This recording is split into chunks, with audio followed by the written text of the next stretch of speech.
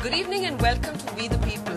In India, we make so much about our young voters and how our politics needs younger people. But despite a slew of young politicians, has politics really got any younger?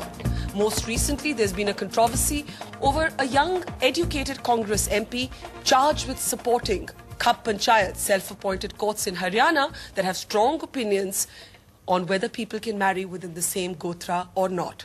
There are also questions raised over why not enough educated MPs take a position against fatwa politics. In short, on this program, does it really matter if you have younger people in politics if their ideas continue to be old? Let me start with the person who started this entire storm, Naveen Jindal.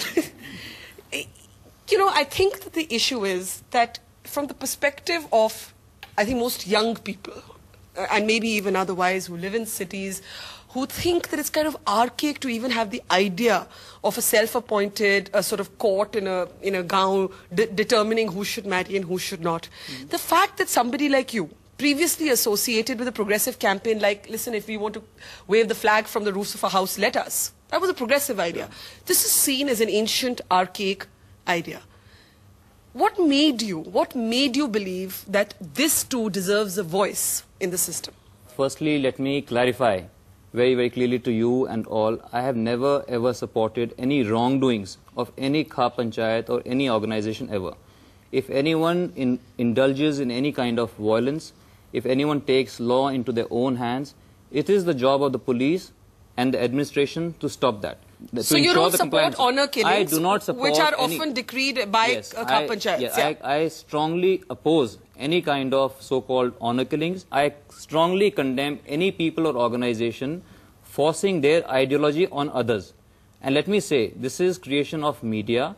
Which part? No, this part that I have been supporting their wrong demands. What have you been supporting? Why don't you tell us which part of this they are a major part of my constituency. If 30 to 40% people are belonging or are some way associated with this, and all they want to do is, if they want me to come and listen to them, it is my duty as their representative and as the leader to go and hear them out. And once I heard them, I told them categorically that they must never... But you didn't try and dissuade them. You said, "Aapki jo bhi awaaz hai, we'll take to parliament." No, if they ask me that this is a memorandum, and if they follow a democratic path to ask their elected representative to take their memorandum to my higher-ups, it is my duty to do that. That's all I did. I asked them, you must take up issues like female feticide. You must take up issues like dowry. And if you do these things within the ambit of the law and for the benefit of society, we will all support you. Okay. So they are important organizations. We have to channelize them. We cannot wish them away. I did say in their support that historically, they have played an important role. Whether it was to stop the practice of sati, Raja Ram Mohan Roy did not go from village to village.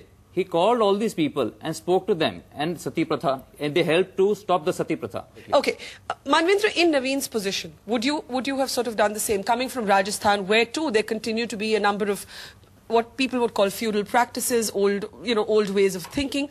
Would you have done the same? Because many people believe that, listen, this is just too archaic to even get a space. Why is an educated MP giving it that kind of legitimacy? No, I don't think it's a question of Naveen giving it any legitimacy. I think it exists. And we are fooling ourselves by thinking that it doesn't exist. You start with that premise, that Gotra exists as a reality across the country. No, but you can't deny it. But should you dissuade people away from that belief, or should you actually say they have a right to that belief? I think that's the hub of the debate. I mean, there's no scientific logic to having a marriage, to deny a marriage between same Gotra. There's no logic, there's no scientific rationale behind the Immaculate Conception. But that's a belief.